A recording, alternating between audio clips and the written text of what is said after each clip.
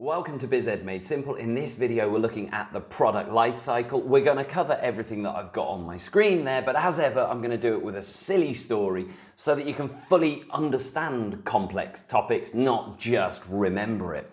Now, this silly story is going to be based around a made-up company as ever, FFS, which was the first fidget spinner. You remember fidget spinners, those things that you spin around, like on the picture on my screen. Now, in my story, we're going to imagine that there only was one company, and it was designed and managed by this guy, Mr. Heavy. Now, Mr. Heavy is old, has run the company, and he's also recruited a new marketing manager who's called Emily. Now, I've called him Mr. Heavy because he is heavy in my story, and here's a puzzle. He says to Emily, "Do you know the difference between me and my product?" And that's what we're going to try and discover. Now, Emily rolls her eyes and thinks, here we go, what's the story? And he says, no, I am going to be heavy, I'm going to explain. Now, the difference, he says that I have had a long life, yet my product, the fidget spinner, sadly had a very short life. She goes, brilliant, well done there. So what does he mean by that? Now, he says that it had a very short life, and he refers to it as life because we can think of products having a life. They do follow the similar characteristics, and we show them in business with this graph. Now, what he said is his life was long, but it was short, because if we have a look at it, we think about the life of this fidget spinner. He goes over its life history. First, there was the development stage. That was when he sat in his garage and he designed it, and he thought about, if I put these ball bearings together, spin it around, it does this silly thing. He said that was the development stage. And on that time, if you put it on a graph, it was at the start and the sales were zero. There were no sales before it was actually fully created and sold. And we call that the development stage. He said, then there came the day, the great day, when it was ready for sale, and I introduced it to the market, I put it in a shop, and it was released. Now, once that happened, we call that the introduction or launch stage, and sales slowly start to creep up at that point, as he had to spread the word about what this thing actually was. Different products will launch faster. If you're talking about a product from Apple, one of the advantages of being a big brand is that the launch stage can be very rapid, because they got all of the hype and people buy it very, very quickly. But his was a slow, gentle launch stage because no one knew what the fidget spinner was. Now, it was gentle, let's say it was 6 months. After that, people mainly knew about it, and it just grew and grew. More and more people want to buy it, and we call that, surprisingly, the growth stage, where over time, sales are consistently rising. Next, there comes the maturity or saturation stage. And in different exam boards, different levels, they probably put more stages into this, but they're all essentially the same thing. It's the understanding behind it. And in the maturity, that's where everyone in his country or everyone there was probably knowing about it, and those people that wanted one, needed one, had bought one and were continuing to buy them. So sales were consistently high, about as high as they were ever going to be at that point. It was a mature product. It was full of life. It was at its peak. And then he got sad, he says, because products don't live forever. Some live for a long time. Diet Coke might live for many, many years, but the fidget spinner didn't last very long, and people gradually got bored of it, heard about it, and it went into decline. And that's when sales start to drop over time. And he said, so I've had a long life, but the fidget spinner, if you think about it, it was a short life cycle. People, I don't know how many years ago it was now, but people went, wow, it's amazing. They bought it, and then a couple of years later it died out, and you rarely see them. But he says at this point in the story, I'm going to put him here in this point of the story on my graph, you can see it. And he says to Emily, I'm not ready for my product to die. He said, so I've called you in as a marketing manager, and I want you to revive it. I want sales to go back up again. The line would go over here. And I want you to use extension strategies, a key term, to revive it.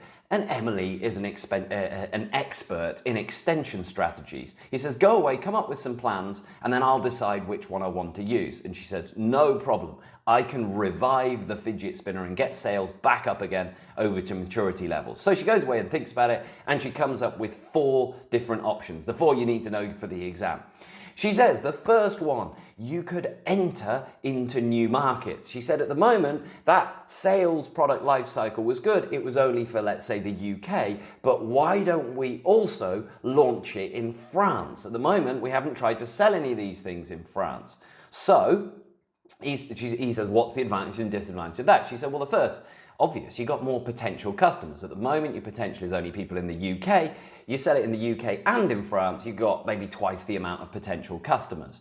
The other advantage is it spreads risk. If something happens in the UK, some big problem against fidget spinners or anything goes on, a war goes on, then we've also can sell in France. So it spreads, it diversifies the risk. So that's good for us. Said, okay, I like that. What about the disadvantages? Well, high costs of entering the new market. We're going to have to create new adverts in French. We're going to have to look at place, look at the other video. We're going to have to agents to sell these things. This could be coming with high costs. There's also a risk, cultural and legal differences. Maybe they don't like it in France. Maybe they're not buying it as a fidget spinner. Maybe they don't have a problem with lack of concentration over there. And maybe it just doesn't work, and that's high costs for it to not work. He said, okay, I'll have a think about that. What else have you got? She says, next one, new uses. Imagine this, right? At the moment, she says, we're putting it as a fidget to get kids who fidget to stay still. Why don't we reinvent the marketing? Keep the product the same, but we start putting adverts saying, this thing is brilliant for stressed adults. If you're feeling stressed, just spin the thing round and it will reduce stress. He looks cynical. He said, do I have to change the product? No, you don't change the product. You just change the way we present it. So the advantage and disadvantage then? Well, the advantage, it attracts a different type of customer. Before we were just looking at children. Now we can attract like 60-year-old women who are stressed. We're going to expand our market again. It also, the other big advantage, well, it extends the product without actually changing the product. It's relatively easy to do from a product point of view. It's just changing the marketing. The disadvantages though, well, maybe customers don't accept it. Maybe they don't believe that it really is for reducing stress. We've seen it before. Are you just tricking us? So people may be cynical of that. Also, you may confuse the people who still just about believe that it was good for the original purpose of stopping people fidgeting, and you could end up with nothing. So that could be a problem. So, all right, I'll have a think about it. What else have you got? It says, right, next one, adapt the product. Keep the rough product the same, but make variations to it. So in this case, what we could do is we could change the colors and we could put LED lights around it, make it all impressive over here. So when it spins, it lights up. He says, oh, I like that. That could be good. What's the advantage of that? Well, it makes the product more attractive to existing customers. The people who already had the boring old yellow one, they go, Mum, I need a new one. I want this one with the lights on. So you increase the sales, you get them excited again. You also get a sense of a new product, and therefore you might get new customers even with it because it looks now more like a high-tech toy. You might get some new customers coming in. The disadvantages though, you've got the costs of redesigning and production. You've got to make those changes, put LED lights. You're going to have to do some market research about how to do that. And there's a risk that the changes you make might upset the people who still like it again. Maybe they just liked it without the lights and this is all feeling a bit too clever. She says, okay, one final option for you. What about this one? What about we just increase advertising? Why don't we get a social media campaign, put it on YouTube, we get some influencers and tell them, you know, say how brilliant it is to remind everyone one of it. They say, okay, what's the advantages and disadvantages of that? They say, well, it increases awareness. Maybe a lot of people who were using it and had it covered, maybe they've forgotten about it and they start getting the kids playing with it in school again, so that can increase sales. The other advantage is quick and easy to do. We just pay this influencer, get them to hold it up, cost money, but those sales will go up immediately. The disadvantages though, well, it costs a lot of money. If you're going to get a good influencer, they're going to cost you a lot of money. Your sales, that's going to be expensive.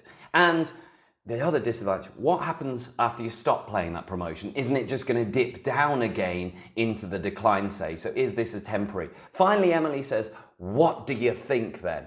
He says, I don't know. Can I do all of them? She said, yes, you can. There's nothing to say you just do one of them. Maybe, like many energy drinks, you do a range of them over the time. But in the exam questions, you're often going to have to choose one. That's it for this video. Hope it helped. Any comments, as always, put them below.